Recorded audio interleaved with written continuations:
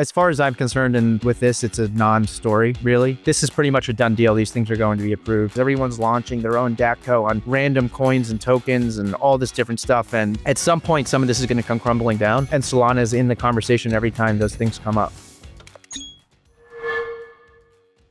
GM, and a massive welcome back to Solana Floor. It seems the entire Solana ecosystem is holding its breath right now in anticipation of ETF approvals, but the US government is in a shutdown. So to make sense of it all, we brought on James Seyffart, who needs almost no introduction. He's Bloomberg's go-to ETF analyst alongside Eric Balchunas, and one of crypto Twitter's loudest, clearest voices on crypto ETFs. So if you care about Solana's path to a spot ETF and what things like staking, flows, and timing actually mean for us, this is your guy. Today, we're going to be discussing the government shutdown. We're going to talk about Bitcoin versus Ethereum ETFs and how Solana ETFs are likely to perform on that spectrum. And of course, what is going to happen to DATCOs once ETFs are approved. James, GM, and welcome to Solana Floor. It's great to have you on. Yeah, thanks for having me. Happy to be here. Absolutely. So I simply have to start with the government shutdown because we saw the Sol ETF approval odds were at 100%, let's say, and then the government threw in a bit of a curveball there. So what sort of delays are we looking at? And is it going to materially change anything for the issuers? Yeah, I mean, as far as I'm concerned, and with this, it's a non-story, really. As far as the Solana ETFs and these other ETFs, they're going to launch when the government reopens, really, is what it comes down to, right? So yeah, maybe it delays a few weeks if this government shutdown lasts a while, but like once it opens, this is pretty much a done deal. These things are going to be approved. They're going to launch with staking. It's everything that you kind of, if you're me covering the space and you thought the SEC was doing things wrong the last few years, I think they're doing almost everything right. Ironically, I honestly think they should have a little bit more restrictions than they currently have in the current setup of rules. Yeah, it's the shutdown. Obviously, I'm not saying it's meaningless, but it's also in the grand scheme of things, what is an extra couple of weeks before you get an ETF to launch or however long it takes, right? So it's all but guaranteed. Excellent. James, let's zoom out a tiny bit here. Can you give me a brief rundown of how the Bitcoin ETF approval sparked what you could call a bit of a feeding frenzy among TradFi circles and the immense growth that we saw off the back of that? And then we didn't necessarily see the same momentum with the Ethereum ETF approvals. So what happened there and why the discrepancy? Yeah, I mean, there's a whole host of reasons we can try to guess at why this happened, right? One, Bitcoin, a lot of people still in TradFi to this day, particularly back then, it was crypto is Bitcoin, Bitcoin is crypto, and they didn't really know anything else. I mean, you talk to normal people, they'll be like, oh, I've heard of crypto, it's Bitcoin or something like this. They don't know what Solana is or Ethereum or this other stuff is. So one, there wasn't enough time to really explain what Ethereum was. But when Bitcoin launched, there was a huge buildup. The Winklevoss Switch file back in 2013 didn't launch till a couple of years ago. So yeah, so that's part of it, right? There was a huge buildup for the Bitcoin demand. Bitcoin's narrative is very simple. It's digital gold, digital store value, call option on a store value asset. Whatever you want to come up with, like it's pretty simple to explain what it is. Peer-to-peer medium of exchange, all of the above, right? Ethereum's a lot more complicated. So is Solana. And part of the problem was, I think the Ethereum ETFs got approved so quickly after the Bitcoin ETFs, there wasn't enough time for the issuers and people to explain to Wall Street and advisors and different things like exactly what Ethereum is. And there wasn't enough time for them to digest the fact that Bitcoin ETFs were around and there was money pouring into them. So, and then they launched in the summer after Ethereum was on a bit of a downtrend. So like it's kind of the market it launched into. And honestly, there was outflows for Ethereum until basically Trump's election. Then there was a ton of money that came in and then things really ramped up over this summer. Like they were doing well. Like the Ethereum ETFs until this summer were one of some of the best launches we've had in the last few years. It just like compared to Bitcoin, it was nothing, right? It was like when you're getting $60 billion into a suite of products, like getting anything else just doesn't seem as impressive, but it was impressive. And then you look in what happened starting really in the July of this year. A lot of it had to do with the DATCOs, I think on Ethereum, Tom Lee's talking points. There was a ton of demand and Bitcoin, and Ethereum shot up and we've seen billions and billions flow in to the Ethereum ETFs, and they've now are arguably the second most successful launch of all time at this point. So yeah, that's the way things played out. So thinking about that timing of when they launched then, and let's put it on a bit of a spectrum of success, get Bitcoin ETFs on one end and let's say Ethereum ETFs on the other. Where on that spectrum do you expect Solana to sit, given that Solana ETFs don't necessarily won't deal with the same sort of timing issues as Ethereum, and people have had plenty of time to adjust, etc. Yeah, how successful will the Solana launches be relative to the previous two? Yeah, so I will say another thing that hindered, I think, the Ethereum ETFs was the fact there was no staking. We now have staking in the Ethereum ETFs. Grayscale has done it. Everyone else is going to be coming on board in the coming weeks, I believe. And Solana ETFs are going to launch with staking, which ironically is probably more critical for Solana because of the staking yield. Like if you're not staking, you're kind of getting debased in a way. So the Solana spot ETFs would have been an inferior product, even than the Ethereum ETFs when they launched. So right now, obviously, the market is good. It's humming. We're in a bull market. Things aren't in a downtrend like Ethereum launch. So I think it'll probably be at least better initially than the Ethereum ETFs. But for the most part, I think the base case is like these ETFs will garner the amount of flows equivalent like to their market cap ratio. So if Bitcoin ETFs took in 100 billion, Ethereum is going to take in, a third of that. Solana ETFs will probably take in a little bit less than that theoretically. But we've also seen like we have some spot Solana and spot XRP ETFs that launched around the same time, some futures products. And Solana and XRP have seen a lot of demand. There's been a lot of interest in those products. And so I think there's going to be a lot of money coming in here, right? Is it going to see, I don't know, $30 billion in year one? Almost certainly not. But that's a healthy product launch and a healthy demand. Well, it kind of looks like 2 steps forward, 1 step back. Money pours in and some comes out, and then money pours in again and some comes out. So that's what you want to see growth look like if you're cheering on the Solana ETF launches. What if BlackRock issues a Solana ETF? First of all, is it likely that they issue a Solana ETF? Secondly, what would happen to those price predictions, inflow predictions, if they do? And if you do get the sense that they might at some point in the future launch one, why haven't they disclosed any of these plans publicly? Yeah, BlackRock seems focused on Bitcoin and Ethereum right now. I don't think it's out of the question that they would launch a Solana ETF at some point down the line. They're obviously not going to be in the first wave. So yeah, I wouldn't be surprised if they do launch one. But ultimately, I think what they're going to do, the thing that I'm most bullish on, which will actually also be relevant to Solana, but relevant to Bitcoin and ETH too, is these basket type products. So we have a Grayscale GDLC product, we have Bitwise BitW, we have Hashdex, NCIQ, and these are basically index-based products, and they're going to give you market cap weighted exposure to the top 5, 10 coins. There's going to be a bunch of indices that come out that says top 10 exposure minus Bitcoin and ETH. So like a lot of people already have Bitcoin and ETH exposure, and they want to get an index weighted exposure to everything else. So I think, ironically enough, those will probably be the third or possibly even second biggest category of crypto ETFs, I think, just because that's what advisors and institutions, when they're trying to get exposure to a space, they kind of want beta to the market. And the easiest way to do that is going to be a basket/index type approach. And then you're going to see active managers like picking things and weighting however they want. You'll see some equal weighted versions. So you're going to see a whole host of products launch that are going to be holding more than just one coin. So yeah, the Solana spot ETFs are going to be successful. There'll probably be a few of them that will be successful by my estimation. But the real unlocking of demand for money that comes in and actually impacts things, I think might, like, particularly over the longer term, is going to be the index-based products. Very interesting. So what do you think the main driver of Solana ETF success is going to be then? Is it going to be largely these sort of the second wave of products that you're describing? Obviously that would be great for the Solana ecosystem, but is it just going to be the underlying yield? I'm curious if we're missing something that is really attracting TradFi folks to Solana and potential Solana ETFs, and as we're seeing at the moment, Solana DATCOs as well. Yeah, so we get the DATCOs, but if we're looking at ETFs, if I'm looking at the ETFs, I'm going to be looking at 1, what is the fee that I'm paying for somebody to hold my Solana? And 2, how much of the staking yield are you actually getting? How much of the Solana are you able to put to work? Are you going to use liquid staking tokens?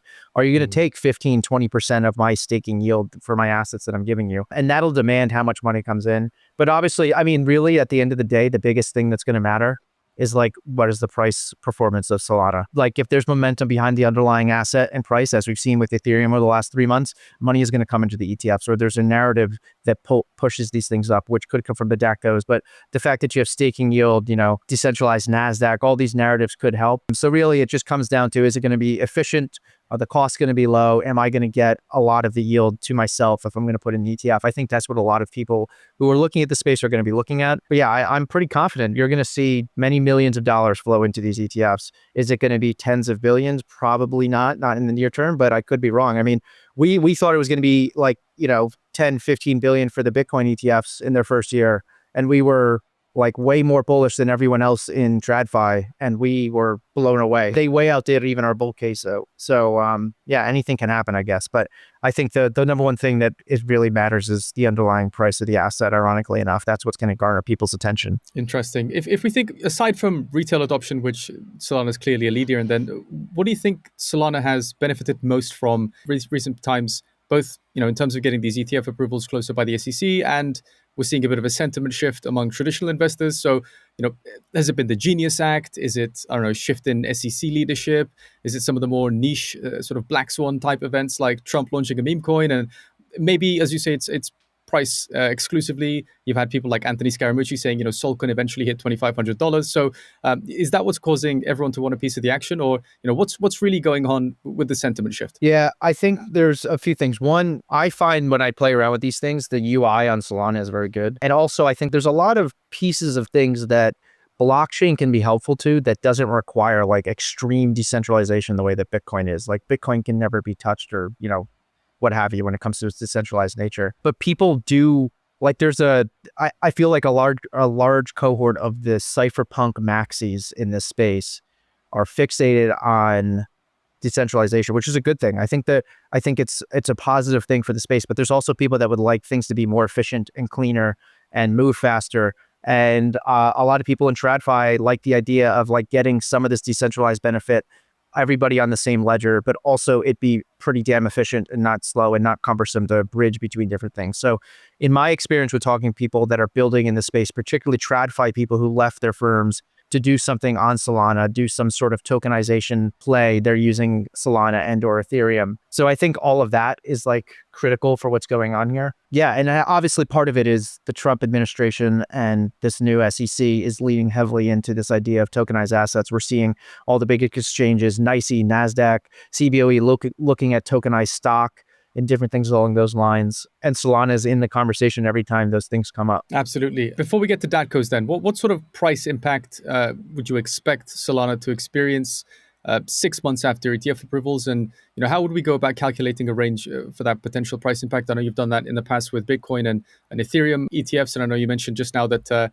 your bull case, even for Bitcoin inflows, was wildly underestimating the reality. So how do we go about calculating that, and what is the price impact likely to be? Yeah, so one, I'm not even literally allowed to talk about price impact. I'm completely restricted from saying anything along those lines. But I will say, like, if you look at the Bitcoin ETFs, it was kind of a buy the rumor, sell the news type thing initially, and then money started pouring in. I wouldn't be surprised if some sort of similar situation happens here. Maybe, who knows? I won't pretend to know. But over the long term, you're going to see people allocating to the space, whether it's through beta in those index products. And over the long term, it's going to be a drumbeat of money that comes from advisors, retail investors who just have brokerage accounts and don't know how to use crypto, people that just want beta exposure to this growing space. They keep hearing about it, making progress left and right. And so money coming in, obviously, over the long term, if it's a steady drumbeat, is going to be positive for the price over the long term, which we've seen from the Bitcoin ETFs and even to a lesser extent from the Ethereum ETFs. But the other side of this is like the ETFs will only be one piece of the pie. Like I constantly hear people complaining like, oh, with all this money pouring into the Bitcoin ETFs, why isn't Bitcoin up more? And the same thing with Ethereum, like it's paper Bitcoin, paper Ethereum, all this stuff. And it's like, guys, a lot of people own a lot of Solana. Like the ETFs don't compare with like what other people own or Bitcoin or Ethereum. Like they're a piece of the pie that can be impactful to the market pricing, but they are just a small piece, right? A growing piece on Bitcoin and Ethereum side, but in Ethereum, in Solana, it's going to be extremely small. So yes, it could be impactful. The narratives will matter. Flows coming in over the long term will be net positive to the price theoretically. But yeah, just don't get fixated on it because again, it's not everything. It's not the be all end all. Clear. I want to touch very briefly on DATCOs. I know this is something you think a lot about. We've seen immense interest from DATCOs like Forward Interest Industries as an example. They announced a $1.65 billion plan to not just accumulate SOL, but then to go out and acquire or merge with other DATCOs as well, which is quite an interesting announcement on their part. So first off, what are your current thoughts on Solana DATCOs, and how do you think the pending ETF approvals are going to impact that space? Yeah, good question. I won't pretend that I'm an expert on DATCOs, but I've obviously thought about them a lot. I mean, if you're on the podcast circuit around here, it's kind of impossible not to talk about them. The one thing I will say is I like the idea of particularly Solana and Ethereum DATCOs versus Bitcoin. So I tend to be like, I'm mostly a Bitcoin first person when I think about this. I'm not a maxi by any means. But at least with Ethereum and Solana, you can put the underlying assets to work, whether it's simply just staking, which you can get in ETF, but also like to work in these DeFi protocols and actually lend and borrow and do all these things to like generate positive yield for your underlying asset. Like you can make the underlying asset accretive to your balance sheet by creating those cat flows, which is something that Bitcoin DATCOs have a problem with. So if they can figure out a way to make the underlying Bitcoin productive in a Bitcoin DATCO, I think that'll be critical for something like strategy over the long term. Right now, it hasn't mattered because they've been able to do a lot of financial engineering and using intelligent leverage and things like that to increase the Bitcoin per share. But like being able to do things, by no means are these things a bank. There is no FDIC insurance. I don't want to equate to that. But if you think about the way a bank does it, they put their underlying assets to work with leverage and yield and earning spreads and things along those lines to generate positive performance and increase earnings per share. And they tend to trade at a multiple of their book value, like 1.2 times or whatever. It doesn't really matter. So I think the fact that with Solana in particular, the ability to put the underlying asset to work is critical for cash flow and the DATCOs side of things. So I think that's fascinating. It'll be interesting to watch how it plays out over Ethereum and Solana going forward. The other part of it is like, I'm obviously a TradFi guy first and foremost, and this all just feels very frothy to me, not to be that guy, but like there's so much of this and I keep seeing new pipe deals and all these different things. Everyone's launching their own DATCO on random coins and tokens and all this different stuff. And at some point, some of this is going to come crumbling down. Some of these you talk about the acquisitions and mergers. I think there's going to have to be a lot of consolidation at some point down the line. But yeah, so I'm worried about like the leverage being pumped into the system potentially from this side of things. But I guess time will tell. Does it pose a serious systemic risk, do you think? If we do head into a period of consolidation, or maybe it's a bit more aggressive, it's a bit of a shakeout, a bunch of these companies go bust. Do you think it's possible that it poses serious systemic risk? Or is it maybe more likely that, as with the example of Forward Industries, they just have so much available capital to deploy that they go out and acquire a bunch of these things and maybe it sort of saves the ecosystem from crumbling in on itself? What are your thoughts there? Yeah, I mean, it can definitely be like right now, it's kind of like a flywheel going in a positive direction, right? Like the ETFs are buying Ethereum. The ETFs will be buying Solana. The DATCOs are buying Ethereum. The DATCOs are buying Solana, and it's a positive flywheel. But when you start seeing those discounts to NAV and things along those lines, and it could be like a perpetuating go in the opposite direction. But it's just like it's just leverage in the system in the way that I think about it. In the same way that you can have unwinding of leverage, and it's going to be basically a flywheel in the opposite direction where price could go down. Now, does that mean that it's going to go down from here, or are we going to go up 1 to 2x from here and then come back down to here, one of those things? Like, who knows exactly how it plays out, but I do think it will be a drag on the performance at some point with all these DATCOs, because I just don't know that all of them can be successful. I mean, honestly, hopefully I'm wrong, but I can't see the future. I won't pretend to. It's just something that I am somewhat concerned about. But obviously there's a lot of capital behind them, but I mean, it's not infinite like the Federal Reserve. Yeah, that's a brilliant meme there. Infinite money in the Federal Reserve. Final question on DATCOs though, before we move on, are DATCOs in their sort of current configuration competing with the ETFs that are about to get approved for the same pool of capital? Is it a bit of a conflict of interest? What are your thoughts there on the capital that's flowing into DATCOs currently? And is it maybe going to slow down and start flowing into some of these ETFs? They definitely compete for some of the same capital, but it's not all of it. I mean, honestly, I was somebody who thought that Strategy's premium to their MNAV was going to come down and be impacted by the idea of spot ETFs getting launched. And honestly, it was actually the opposite. It was like kind of helped the demand so it was like the pie got bigger rather than like them losing a piece of the pie. So it's possible that that's the way things go, but it's undoubtedly true that they're competing for some of the same investors. I feel like the DATCOs has been like the altcoin season of 2025, if you will. Like I feel like we haven't really seen a huge altcoin season, but we've seen so much of this DATCO stuff that I feel like that's where a lot of the retail demand went. So yes, they're competing for some of the same investors. They're not direct competitors, and it's possible that they like actually help grow the pie together theoretically. But undoubtedly, it's true, particularly with the fact that now the ETFs are going to have staking when they launch. How much of that yield you actually get, I don't know. But the thing is, like when I'm thinking about buying, if I'm thinking about buying a Ethereum or Solana DATCO, like I said, it's almost like an actively managed closed-end fund in a way, because they're likely going to put these assets to work in the ecosystem to earn a profit theoretically, create cash flow, all those things, which is not something the ETFs are going to do. They're going to be stable, secure. They're going to hold your stuff and they're going to stake it for you. And like, that's all it's going to be. Like, there is no deploying into different DeFi protocols to generate yield and lend and all these different things, which will add risk, but theoretically could also add return. And also the DATCOs have leverage. So it's just like a higher vol type of play. So I think they're somewhat similar, but they're different enough, but time will tell, I guess. Interesting. So finally, when Solana or Solana ETFs or DATCOs come up in discussions with some of your more traditional investor friends,